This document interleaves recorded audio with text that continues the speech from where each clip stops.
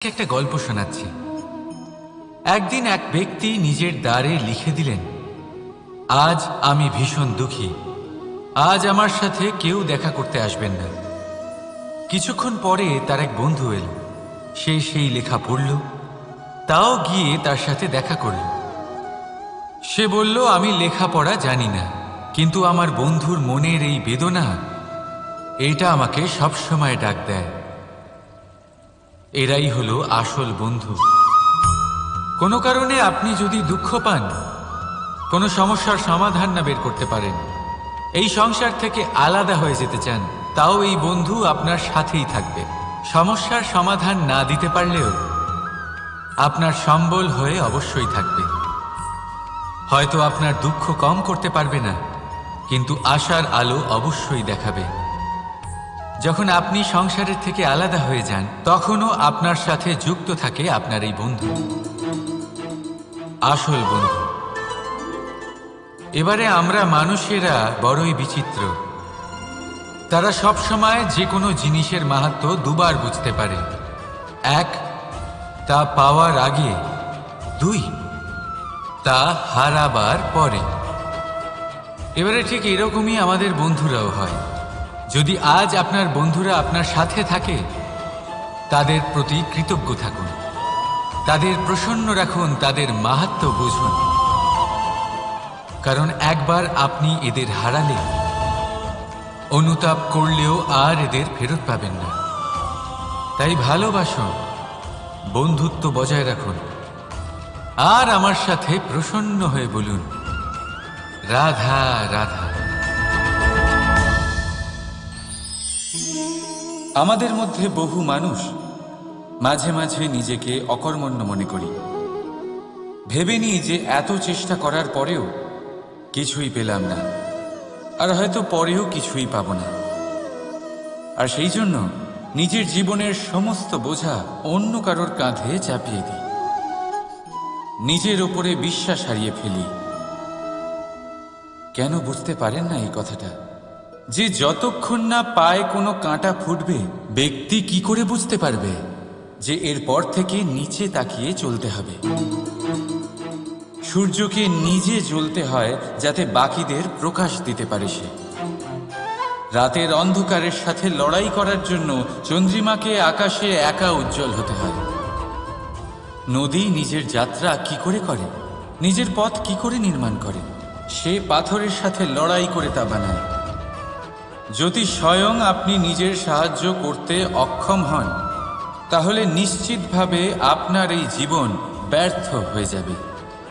তাই মনে রাখবেন, এই সংসারে নিজের জীবনের ভার নিজের কাঁধেই বহন করতে হয়। অন্যের কাঁধের ওপর শুধুমাত্র পরলোক যাত্রা হয়।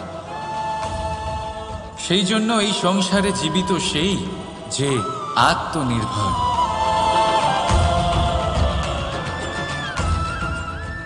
রাধা রাধা। সময়, কথায় বলে সময়ের পূর্বে কিছুই হয় না। প্রতিটা ঘটনার একটা সময় থাকে। সময়ের আগে না সূর্যোদয় হয় আর না সূর্যাস্ত হয়। সময়ের পূর্বে গাছে না ফুল ফোটে না ফল ধরে। কিন্তু একটা কথা ভেবে দেখুন, যদি বর্ষা আসার আগে কৃষক ভূমিকে না প্রস্তুত করে, বীজ রোপণ না করে, তাহলে কি ফসল ফলবে? যদি কোনো যোদ্ধা যুদ্ধের পূর্বে নিজের অস্ত্রে ধার না দেয়, তাহলে সে যুদ্ধ কি করে লড়বে? এর মানে এটাই হলো যে সময় আপনার যখন আসার তখন অবশ্যই আসবে, কিন্তু ততক্ষণ এটাও গুরুত্বপূর্ণ যে আপনি নিজেকে তার জন্য তৈরি রাখুন। কারণ এই সুযোগ, এই কথাটা শুনতে যত ছোট, এটা আসেও ততটা কম সময়ের জন্য, তারপর চলেও যায়। এবার যদি সুযোগ আপনার হাতে আসে আর আপনি তার জন্য তৈরি না থাকেন, তাহলে আপনি সাফল্য কি করে পাবেন? তাই আপনি সঠিক সময়ের জন্য অপেক্ষা করুন, সেই সুযোগের জন্য অপেক্ষা করুন, কিন্তু ততক্ষণ নিজের চেষ্টার দ্বারা নিজেকে আরো সক্ষম করে তুলুন। কারণ সাফল্য আপনার জন্য অপেক্ষা করছে, শুধু আপনি তার জন্য তৈরি থাকুন। রাধা রাধা। কথা মানুষের পাওয়া সবচেয়ে অদ্ভুত উপহার। এই কথাই মানুষকে এই সংসারের সমস্ত প্রাণীর থেকে ভিন্ন করে তোলে, সংসারের সবচেয়ে উপরে নিয়ে যায়। এই কথার কারণেই আমরা একে অপরের সাথে ভাব আদান প্রদান করি। আমি আমার মনের ভাবনা অন্য কাউকে ব্যক্ত করতে পারি, অন্য কেউ তাদের ভাবনা আমাকে ব্যক্ত করতে পারে। এই কথাই আমাদের সবচেয়ে বড় ঢাল। এবারে দেখুন, আপনি নিশ্চয়ই লক্ষ্য করেছেন, কারোর কথা মধুর হলে লোকে তাকে ভালোবাসে, তাকে নিজের বন্ধু বানায়। সেইভাবেই যদি কারোর কথা কঠোর হয়, তাহলে লোকে তাকে ঘৃণা করে, তাকে নিজের শত্রু মনে করে। এই কথাই ভাষা হয়ে আমাদের ইতিহাস রচনা করে। তবে আমরা কি সত্যি বাণীর বিষয়ে অতটাই ভাবি যতটা আমাদের ভাবা উচিত? ভেবে দেখুন, মানুষের কথা বলতে শিখতে কত সময় লাগে। কোনো বালক 1.5 বছর বয়সে কথা বলতে শেখে, কেউ 2 বছরে, কেউ 3। এবার দেখুন, মানুষ 1.5 বছর বয়সে কথা বলতে শিখে গেলেও তার কি বলা উচিত এটা সারা জীবনেও শিখতে পারে না। এর উপরে মনোনিবেশ করুন, এটা বোঝবার চেষ্টা করুন কি বলা উচিত। নিজের কথা শুদ্ধ করুন, নিজের কথা মধুর করুন, আর সেই মধুরতার সাথে আমার সঙ্গে বলুন, রাধা রাধা। এই লক্ষ্য আসলে কি? এই লক্ষ্য তাই যা আমরা পেতে চাই। এই সংসারে সুখী কে হয়? সুখী সেই যে তার লক্ষ্য পেয়ে গেছে। দুঃখী কে হয়? দুঃখী সেই যে তার লক্ষ্য এখনো পায়নি।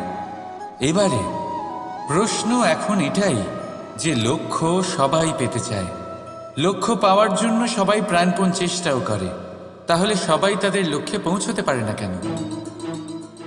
ঠিক আছে, কোথাও না কোথাও কিছু না কিছু কমতি থেকেই যায়, যাই বাধা থাক। আজকে আমি আপনাকে একটা উপায় বলবো এই লক্ষ্য পাওয়ার জন্য। একটা কাগজ নিন, তাতে একটা চিহ্ন বানান, সেটাই হবে আপনার লক্ষ্য। এবারে সেই লক্ষ্যে পৌঁছানোর একটা পথ বানান। এবারে এই যাত্রাকে ভিন্ন ভিন্ন ভাগে বিভাজন করে দিন। এবারে এটা হলো আপনার পরিকল্পনা। এবার এই পরিকল্পনা ক্রমানুসারে আপনি পালন করতে থাকুন, এটাই হবে আপনার চেষ্টা। এবার এইভাবে যদি আপনি চেষ্টা করতে থাকেন, যাই আপনার কল্পনা হোক না কেন তা বাস্তব অবশ্যই হবে। তাহলে এই কল্পনাকে বাস্তবে রূপান্তরিত করুন। এইভাবেই নিজের পরিকল্পনা পালন করতে থাকুন। আপনার যাই কল্পনা থাকুক বা যাই লক্ষ্য থাকুক, তা বাস্তবে পরিণত হয়ে আপনার হাতে অবশ্যই আসবে।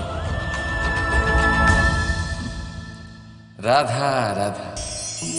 বাবার এক মিত্র ছিলেন, বড়ই দুঃখী ছিলেন, বিপদে পড়েছিলেন। কি করবেন? ব্যবসা ভালোভাবে চলছিল না, বাড়িতে শান্তি ছিল না, সমস্ত জায়গায় ক্ষতি হচ্ছিল। তাই উনি একজন জ্যোতিষীকে দেখালেন। জ্যোতিষী বললেন, আপনার যে বাড়ি আছে সেটা আপনার জন্য অশুভ, আপনার এই বাড়ি পাল্টে ফেলুন। উনি বাড়ি পাল্টে ফেললেন, তবুও ওনার সমস্যার সমাধান হলো না। তারপর একজন জ্ঞানী ব্যক্তি ওনাকে বললেন যে আপনার জামা কাপড়ের যে রং সেটা বিপদকে আমন্ত্রণ জানাচ্ছে, এই জামা কাপড়গুলিকে পাল্টে ফেলুন। উনি সেগুলো পাল্টে ফেললেন, তাও সমস্যার সমাধান হলো না।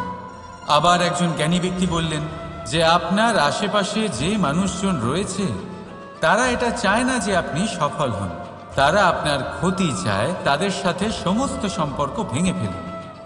তো উনি সম্পর্ক ভেঙে ফেললেন, কিন্তু তাতেও ওনার জীবনে কোনো পরিবর্তন এলো না। তার মানে তিনি বাড়ি পাল্টালেন, জামা কাপড় পাল্টালেন, সম্পর্ক পাল্টালেন, যেটা পাল্টালেন না তা হলো স্বভাব। এই যে স্বভাব, এটা অত্যন্ত গুরুত্বপূর্ণ। এই স্বভাবই আপনার ব্যক্তিত্ব তৈরি করে। তাই নিজের স্বভাব শুধরে ফেলুন, তাতে ভালো পরিবর্তন আনুন, সব কিছু ভালোই হবে। রাধা রাধা।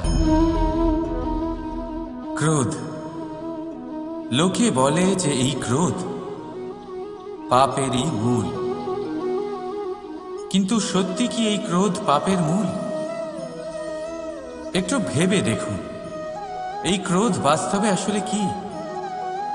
এই ক্রোধ একটা অনুভূতি যা আপনার মধ্যে হঠাৎই অসীমিত তেজ সঞ্চালন করে। এবারে আমি আপনাকে কিছু উদাহরণ দিচ্ছি যাতে আপনি বুঝতে পারেন যে ক্রোধ আপনার জন্য ভালো কি না। যদি কারোর সাথে অন্যায় হয় আর এটা দেখে আপনার ক্রোধ হয়, আর এই ক্রোধ আপনাকে তার সাহায্য করতে প্রেরণা যোগায়, তাহলে এই ক্রোধ অবশ্যই ভালো। যদি কোথাও আপনি দেখেন যে কোনো নারীর উপরে অত্যাচার হচ্ছে আর সেটা দেখে আপনার ক্রোধ হয়, আর এই ক্রোধ আপনাকে তার সাহায্য করতে সাহস যোগায়, তাহলে এই ক্রোধ অবশ্যই ভালো। যদি এই সংসারে কোথাও আপনি কোনো অনৈতিক কাজ বা ছলনা দেখেন আর আপনার তাতে ক্রোধ না হয়, কিছুই অনুভব করেন না, তাহলে এটা কাপুরুষতা। তার মানে এটাই যে আপনি আপনার মনুষ্যত্ব হারিয়ে ফেলেছেন। তাই এটা বোঝার চেষ্টা করুন, আপনার ক্রোধের তেজের ব্যবহারের ওপরে নির্ভরশীল হল এই ক্রোধ আপনার জন্য পাপের সমান, নাকি এই ক্রোধ আপনার জন্য পুণ্যের স্থাপক। রাধা রাধা। মোহ, শাস্ত্রে লেখা আছে যে মোহ শুধু সেই ব্যক্তিকেই নয়, বরং সেই আরেক ব্যক্তিকেও বিনাশ করে দেয় যার ওপরে সেই মোহ আছে। এবারে লোকে কি করেন, এই শাস্ত্রে লেখা কথাগুলি শুধু শাব্দিক অর্থে নেন। এই মোহ দেখুন, এটা শুভও হতে পারে, শুধু এর রূপ ভিন্ন ভিন্ন হয়। এটা ভালো করে বুঝতে হবে। এবারে মোহ যদি কোনো বস্তুর উপরে থাকে তাহলে তা লালসা হয়ে যায়। মোহ কোনো বিশেষ ব্যক্তির উপরে হয়ে গেলে তা প্রেম নয়, আকর্ষণ হয়ে যায়। মোহ কোনো চাহিদার উপরে হয়ে গেলে তা বাসনা হয়ে যায়। মোহ বিজয়ের উপরে হয়ে গেলে তা কুণ্ঠা হয়ে যায়। মোহ নিজের সংস্কৃতির উপরে হলে আপনাকে সংস্কৃতির রক্ষক বানায়। যদি এই মোহ নিজের গুণের উপরে হয় তাহলে সেই শিল্প দ্বারা আপনি এই সংসারে অদ্ভুত সব কাজ করতে পারবেন। এবারে এটা আপনার উপরে নির্ভরশীল যে এই মোহকে আপনি সৃজনের আধার বানাতে চাইবেন নাকি বিনাশের অস্ত্র বানাতে চাইবেন। ভেবে দেখুন, সিদ্ধান্ত আপনার। রাধা রাধা। অভিমান, আত্মসম্মান, অহংকার, দেখতে গেলে এই তিনটি শব্দ ভিন্ন ভিন্ন, কিন্তু এর মূল আধার একই, আত্মসম্মান। এবার যদি কথা বলি আপনার শরীরের, আপনার সংস্কৃতি, আপনার সম্পর্কে, তাহলে অভিমান থাকা স্বাভাবিক। এবার যদি কথা বলি আপনার ব্যক্তিত্ব নিয়ে, আপনার আদর্শ নিয়ে, আপনার বিচারধারা নিয়ে, তাহলে আত্মসম্মান হলো একটা গুণ। যদি এইভাবে বলা হয় যে আমি এই কার্য কারোর সাহায্য ছাড়া, সহযোগিতা ছাড়াও করতে পারি, তাহলে এটা আত্মসম্মান, আর এটা সঠিক। যদি এভাবে বলা হয় যে আমি এই কার্য কারোর সাহায্য ছাড়াই বা কারোর সহযোগিতা ছাড়াই করে ফেলেছি, তাহলে এটা অভিমান, এটাও সঠিক।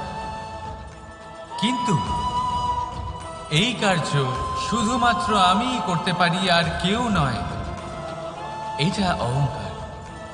তাহলে এই শব্দ এবং তার অর্থ বোঝার চেষ্টা করুন।